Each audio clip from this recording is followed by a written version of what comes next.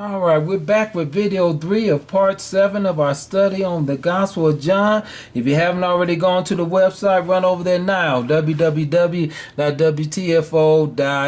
Click on the Reveal Reality link at the bottom of the home page, and it leads you to the resource page for the study. All right, we left off talking about we've got to know our position. God led John to know his position. His position was not to be the Messiah, but to prepare the way. He knew how critical his role and function was. He did an awesome job, and he didn't try to front. When people asked him about his position, he gladly told them, I am not the number one, I'm the number 2, and I'm proud to be that. Let's be proud to be whatever position God calls us to. Now, also in this text, not only are we introduced to John, but we're introduced to some key groups of people. Let's take a look at some of these groups of people we are introduced to. First of all, we're introduced to the Jews. John calls them the Jews. In this passage, it's not practical to think that John's use of the term Jews is referring to the entire nation of Jewish people, but rather he's really talking about the religious establishment in Jerusalem. But he calls them the Jews. Let me just do a real quick side note. Unfortunately, even though Jewish people reading these texts during John's time, they would have understood who John was talking about. Unfortunately, subsequently, people use that language in later generations to actually attack the Jewish nation or give justification for discriminating against Jewish people, because they looked in this text and they see John uses the term Jews in the gospel. Stevens talks about the Jews are the ones that got Jesus crucified, and so subsequent Christians thought, well, okay, they did a bad thing, and so it's all right to discriminate against them. But tonight we're being educated, knowing that John is not talking about the Jews as in the Jewish nation. He was targeting the religious establishment in Jerusalem, the same establishment that got Jesus crucified. It wasn't the Romans that targeted Jesus. It was the Jewish establishment that even brought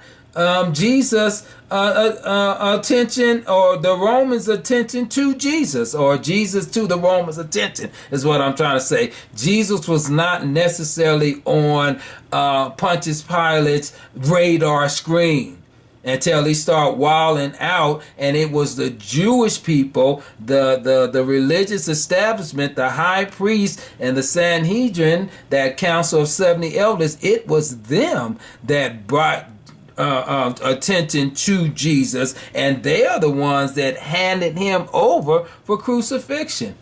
One of the two of the Gospels suggests that Pontius Pilate really didn't want to kill Jesus, and that he understood, this was a plot about his own people. And his thing is, I don't really have time to deal with y'all Jewish mess. I'm trying to govern, this country. I got time for this mess about y'all laws. But they insisted, at least one of the Gospels suggested they insisted. And finally, they convinced him, and he went on and did what he did. So John is talking about that group of people, the Jews, the establishment. And we got establishment in our churches, in our homes, in whatever group we're in, right? Religious or not, you got the establishment almost in every group. So, all right, we don't need to say more about that. So we're introduced to the Jews, and we know he's talking about the establishment. And then secondly, we're introduced to the priests and the Levites. Their primary concern was theological purity and the administration of the rituals and the service of the temple. All right. And so that's why, they so upset about, well, why don't your disciples wash your hands? The law says we're supposed to wash your hands if you're going to be pure. And they're talking about ritual purity. And we know Jesus goes on to teach about, you need to be pure on the inside. Washing your hands, that might prevent, some germs. You might not catch the flu if you wash your hands, but certainly the poison that's coming out of your mouth suggests something is already not right with you already on the inside. That's what you need to focus on, he says. So that's a reminder to us. And then lastly, in verse 24, we meet the Pharisees. Wow. The Pharisees were a religious class. They rose to power during these 400 silent years where the Jewish people thought prophecy was dead. They hadn't had it for 400 years. Well, it was during these 400 years that this Pharisees group came into being.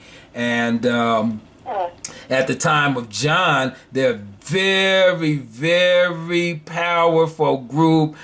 They were strict traditionalists, and they found pleasure in making sure every letter of the law was followed. They valued outward religious acts over honest faith, and it was the Pharisees that Jesus would speak mostly against throughout each of the Gospels. Suggests most of his speech was against them, and we know people like that in every walk of life. We know about that in the church. We have to be kind of careful with that, and I've learned and grown over the years.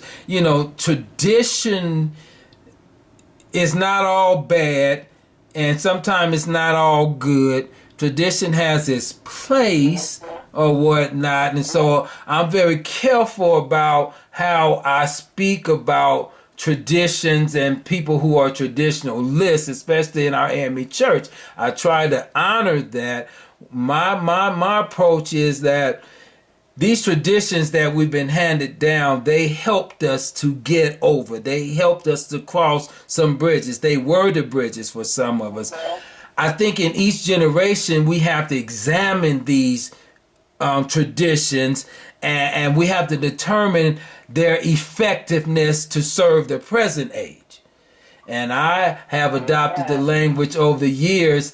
The traditions that we find are no longer effective for this present age, then we need to respectfully and with great reverence lay them to rest.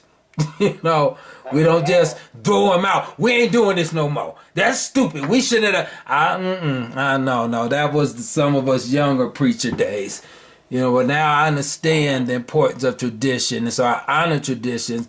And again, my statement is in each age, we have to examine these traditions regarding their effectiveness for the present age. If we find they're not effective for the present age, we need to, with great honor and reverence, lay them to rest, and every now and then invoke them. The old folk used to say, blah, blah, blah.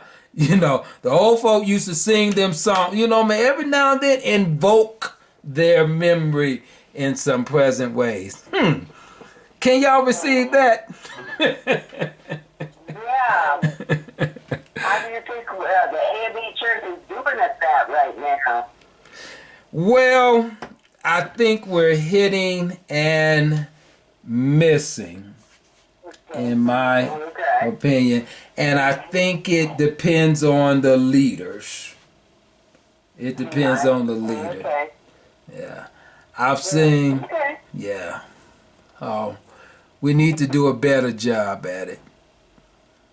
Any other comments? All right. Let's just take one more quick break. All right. And we're going to be right